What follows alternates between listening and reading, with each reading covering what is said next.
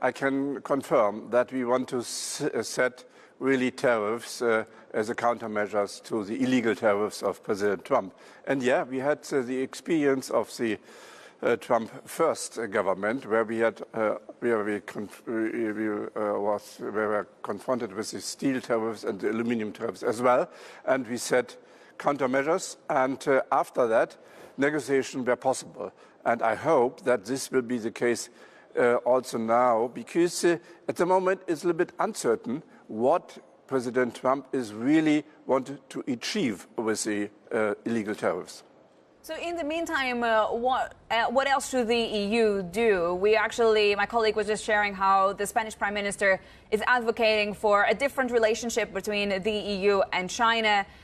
The European Parliament has raised a lot of concerns about the EU's links to China. So what is your position in terms of perhaps seeing Brussels seeking a closer relationship to Beijing?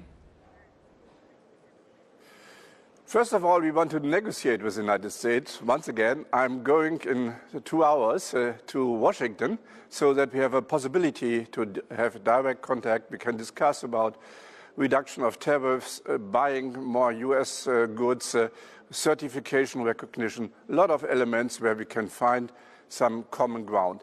And secondly, yes, we are looking to have a more broad coalition, not only with China, but also with a lot of other countries like India, like Indonesia, or Vietnam, which are really hard harmed by the US tariffs, so that we can stabilize the rule-based trading organization and the WTO as well. So we need really an open and fair partnership with a lot of countries worldwide, and we are working on that.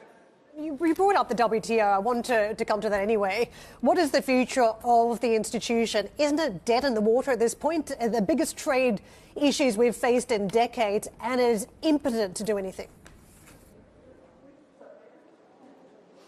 Yeah, of course. The United States are responsible for around about 15% of global trade. And in the last 20 years, a lot of countries were really well developed, they are self-confident, and I guess we should really try to have a big coalition of the willingness to support a rule-based trading system, and I'm quite convinced that this is possible. Of course, we want to have the United States on board, but at the moment it's really complicated because we are not really seeing that the United States government is respecting international trade rules.